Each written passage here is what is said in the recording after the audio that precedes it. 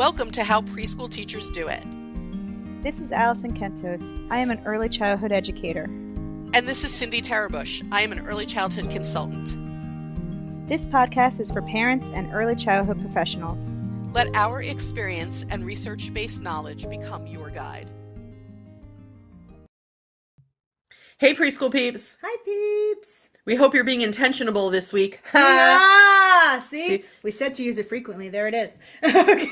See what I did there? Yeah, I did. If you don't know what I'm talking about, you need to go and look at prior titles of this. Back If you're thinking intentionable is not a word, go back. Go back. No, we're making it a word. Yeah, go back. Today, however, we're here to talk about something else. So we're going to start out with a very unusual shout out. So here's what makes it very unusual. Ordinarily, when we go to look at the statistics for this podcast for each week, what we see when you look at places around the world, when you go to what countries are listening, we ordinarily see the United States in first place, followed by Canada, Australia, the UK, New Zealand. Yeah. Not necessarily in that order, but they're all usually in the top 5. Yes. Or 6, because we are English speaking, and it just sort of makes sense to me, right? That they would be in the tops of the rankings. Right. However, somehow today, when we looked, the United States was number 1, and then who, Allison? Spain, then India, then Japan. And then Australia, And then New Zealand, the UK, right? Right. So somehow in our rankings, who was it? Spain, India, and Japan. Spain, India, and Japan are now listening with more intensity to this podcast. With intentionability. They are, yes, with intentionability, new form of the word. Okay. Yes. They are now, more of their populations were listening in the past week or so than the typical usual suspects. Yes. So, hey, we are excited. You know how the international countries get me all excited. So I was super excited by that. We went to it and went, oh. So we want to give you an extra special shout out for beating out places like Canada in our rankings. We love you, Canada, though. We do love you. You are our neighbors to the north. Yes. We're really, it's just, we do love you, we were Canada. Just excited that it was like different language speakers. I love visiting Canada, but you are now no longer number 2 in our rankings. You better step up. Yeah, Canada, where you been? Step it up. But you know who else I'm really excited to shout out today in the United States? Do tell. Is Honolulu, Hawaii. Oh my God, so cool. Okay, so that's so cool. So cool, so beautiful. So very cool. Yeah. I thank you, Hawaii, a place I hope to get to. Yeah, me too. I've always wanted to go there. I have cousins who live on the West Coast and they go to Hawaii frequently. Do they? Yeah. I know somebody who moved from New Jersey to Hawaii. Yeah, the dream. I'm on the East Coast. It's like a little bit more of a schlep. Yeah, I know. But I'm sure a worthy one. Yes. All right, today's topic, the things we don't think anymore. So there's, folks, there are so many things that we think are facts or were facts at that time, but then we get better information and you realize we need to stop thinking that. We know. Yeah. But in order for something to become something that we know now is not true, it can take a long time. Mm-hmm. People tend to hang on to these old beliefs. Yes. Right? And we just go, no, and then someone will come with a new belief and we go, no, that's not true. Here's what I learned about that. Yeah. Here's what I learned in 1960 about that. Yeah. So that can't be true. Here's I was told this in 1990. Yeah. Yeah. Don't even have to go back to 60. So it must be fact. Yeah. So it's still fact. Mm-hmm. So we thought we would shout out several of the things that we no longer think. And I think the first one is going to surprise the majority of our listeners and viewers. It will, because it surprised me. Me too. When you sent this I will admit it. Yeah, I didn't know this. I did not know this one. I didn't know this, and I am glad to have learned it. And it actually has been published in a variety of places. So there you go. We didn't know. Yeah. We used to think, but we don't think anymore, that when children sat with their legs in a W shape, that always indicated like a neurological challenge. Yes. And when I say W shape, I mean they're sitting on the floor. Their legs are positioned so that the lower part of the leg and the feet go out, and it sort of creates a W with their legs. Yes. So we used to think this was indicative of some sort of diagnosable problem with the brain. Yeah. We don't think that anymore. We now understand that actually many children sit in that shape of a W because, Allison, we wrote it down. The rotation of their bones. It's like something to do with the rotation of their hips is more forward rather than, I guess it's supposed to sit back more. I also read it could have to do with the rotation of how their bones are in the lower leg. That Because your knee has to be a certain way, I would think, too. I would think, but it has to do with the rotation of the bones. Yeah. And so actually for them, sitting in a W is comfortable. Is not painful. Yeah. Whereas me, I can't even get my legs in that position. No. So somehow sitting in that W is more comfortable for them. Yeah.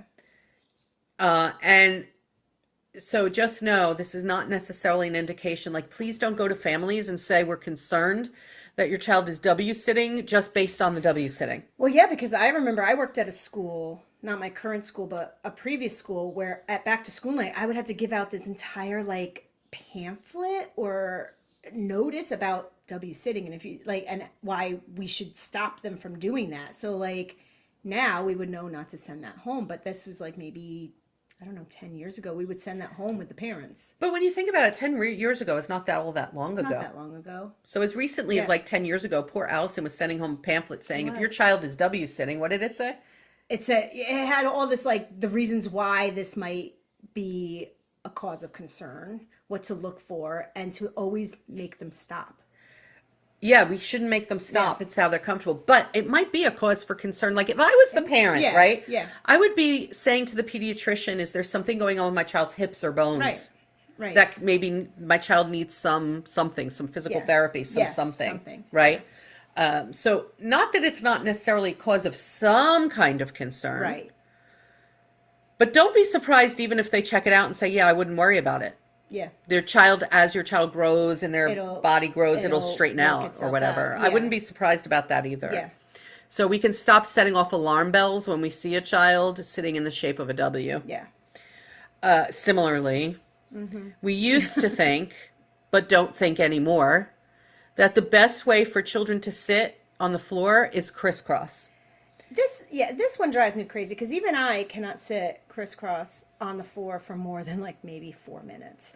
Okay, until I'm like, I gotta move. I can't. It makes my hip area and upper thigh. Is that a thigh? It cramps up. Okay, so if I can't do it. Yeah, it's. But I remember when we were in elementary school, they used to say you have to sit that way. Yeah. All the time. You have to sit that way. You have to sit that way. And I remember being uncomfortable. Don't you remember, folks, we would sit like crisscross. I remember shuffling my feet in the other direction. And like switching the one that was on top. Yeah, I remember switching trying to like discreetly just move it this way. And every time the teacher would be like, nope, crisscross. Yeah, I remember being very uncomfortable. Crazy. Even as a child, I remember feeling when it was time to get up, I remember feeling my legs were cramped. Yes. So we now know, we don't think that anymore. We don't think crisscross is the best way. Yeah. We now know that all children need to be allowed to sit on the floor in the way that is most comfortable for their bodies. Yeah. Do what you got to do. That's what I'm doing when I'm holding meeting. I'm sitting however I feel comfortable. If I were to sit on the floor, my legs would be out in front of me. And I've seen many adults in that position. Yes. When I sit on the floor, because I sit on the floor a lot for when I do my meetings, I'm constantly shifting around. So I might start maybe in crisscross, but I can't do that for more than 3 or 4 minutes. So then my feet are out, and then my feet are like a 4, or they're like, I am constantly in a 10-minute period. I must be in like 5 different positions. Wow. I cannot do it. Wow. So, and I'm old. You're not that old. But older than 3. Okay. Yeah. So if I'm old and I can't do this for 15 minutes or whatever it is, then neither can they. I guess we think children are flexible and we're not, but the truth is that's just an uncomfortable position. I want you to think about the action of crisscross. You are cutting off blood circulation with their legs bent like that. I don't see how crisscross is any different than the W sit. if you think about it in some ways. Maybe. Like if you're talking about like cutting off the circulation and moving your legs, it's really just moving them inward rather than outward. Yeah, you're right. You're right. You All know, right, like- so yeah, okay. we used to think that crisscross was how children should sit on the floor, and we don't think that anymore. Yep. Here's another one. We used to think, but don't think anymore, that infants were less capable or not as smart as older children, and so they didn't require like caregivers who understood child development. They didn't require that. They're just infants. Yeah. We don't think that anymore. We don't say just infants. Yeah, no. The most rapid brain development takes place between the ages of birth and 3 years old. It is starting in infancy that children are learning about themselves and the world around them. And there's so many neurons firing in their brains that's one of the reasons why they get exhausted. Yes. The brain is working so hard with all of this new information to try and figure out which information needs to be kept in the brain and which information can be pruned away. Yes. They call it pruning in brain development. And so we're constantly doing things with them that repeat actions so that their brains learn this is a connection you need to keep. There are so many neurological connections in infancy that are being made that we now actually know that infants are far more capable than we have given them credit for being intelligent, Yes. for observational skills, Yeah. for taking in the world and making meaning out of it. Yeah. So we do need people who understand child development, working with children of all ages, including the infants, please. Yes. So much development takes place in the years of birth to 1 and 1 to 2. Yeah. And that's laying the foundation for the brain connections that will carry them through their lives.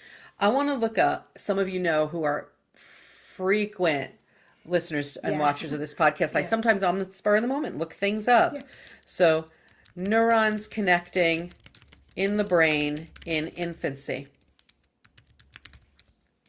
All right. It says rapidly. Rapidly We connect. know that. Okay. Yeah. All right, check this out. To arrive at more than 100 billion neurons that are the normal complement of a newborn baby, the brain must go at a rate of 250,000 nerve cells. It's cut off. It's cut off. I gotta go. Click on it. 250 nerve cells per minute. Per minute on average through the average. course of pregnancy. Pregnancy. So in the womb. That's through pregnancy. And then when they are infants, that like continues. Folks, it is an unbelievable speed of neurons connecting. Yeah. Also, come on, you know they're smart. You know they. How they are so young when they start to recognize their own caregivers. They are so young when they start to realize who will take care of them, who will not, and how to get what they need. Yeah. They are unbelievably young. And actually there's an episode we might want to do in the future about kind of like at what ages do they start to prefer certain caregivers? We didn't do this, right? I don't know. I'm going to write it down though, so I don't forget. Yeah. So. At what ages do they have a preference for who takes care of them? And it's really young. It's in the infant year. Putting infant preferences, and we'll have to just remember what that means. So we'll go back to that and research and see if we did it. And if not, stay tuned. We'll do it. Because there's science that shows when they start to prefer particular people to help meet their needs. Right. And it's amazing. So we now know that infants are very capable and very smart and learning a lot. So we need to be sure that the people who are caring for them either were or are becoming educated in child development. Yeah. All right. I think we have time for one more. Let's do one more. We used to think that children could not be independently creative. And so we had to show them what to do, what to make, and how to do it. Yep. But we don't think that anymore. No. We now know that children can be very creative at extremely young ages. Yeah. I've been in rooms with very, very creative young toddlers who are taking toys and using them in ways that I never would have anticipated. Yeah. Oh, yeah. Like Right? things that I would not even think of. Like the flexibility of their mind is unbelievable. Right. Unbelievable. Well, maybe part of this is we didn't think that creativity was as highly valued as knowing facts or I think something. that's true too. Yes. But folks, they're going to need to be able to be creative in today's world because we're living in an inventive world. Yeah. Yeah. And, how much of your life requires creative thinking? I know a lot of mine does. Yeah. I think my whole life is that. Right? So we want to foster creativity. Yeah. So we used to think that we needed to show them samples of what to make, Right. guide them in what to make, Yeah. tell them what to make. Yeah. Provide like detailed directions on how to make it. Right. Yeah. You should model the use of art materials with them Oh yeah. and then allow them to be fully creative. Yeah. They get to make whatever they want. Yeah. You can model how to participate in the dramatic play area, but then they get to be fully creative Yeah. and create whatever scenes they want. Right. Which means you need a lot of different props than you probably have. That's true. It's not just a kitchen. They can make whatever they want. Yeah. You didn't hear me say this because your boss might get mad, but you know what? Take that kitchen and turn it around and let it face the wall and let them make the back of it whatever they want. Whatever they want. All right. Don't have them write to me, your bosses, your supervisors. Don't want to hear from them. Yeah. But I'm telling you, turn that kitchen around. Yeah. And then they can make it, that area, whatever they want. Yeah. We don't have to say this is in the dramatic play area. I've told this story on this podcast before, so forgive me, but like my favorite school I ever watched, because I went to go observe the school, I didn't work there, was they didn't have a kitchen. They had to build the kitchen. So they had these huge They shouldn't blocks. even be told to build No, a kitchen. Yeah, but if they wanted a kitchen, they had to build it. If they wanted it to be an airport, they built it. There you If go. they wanted it to be a bus depot, they built it. They That's the built best. it.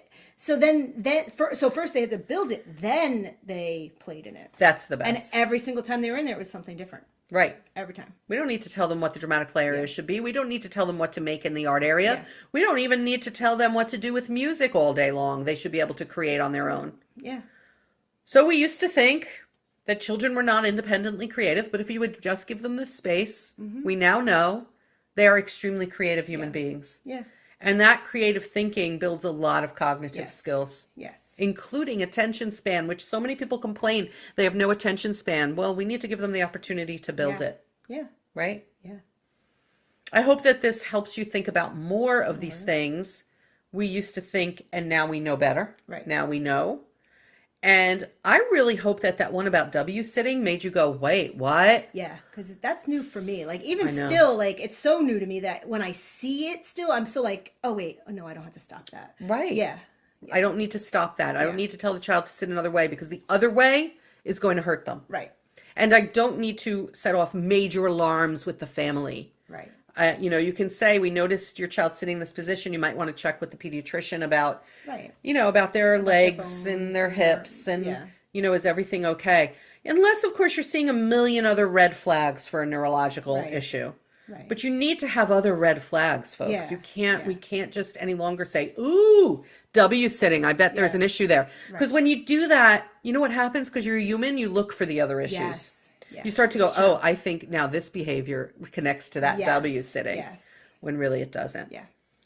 All right, preschool peeps, you know where to go for the facts, or at least the research-based facts. That's us. Yay. So we will catch you next time on the podcast in the month of July, right? July. Yeah, I think we're in July. I think we're in July. All right, folks. Catch you next time on the podcast. Bye, peeps.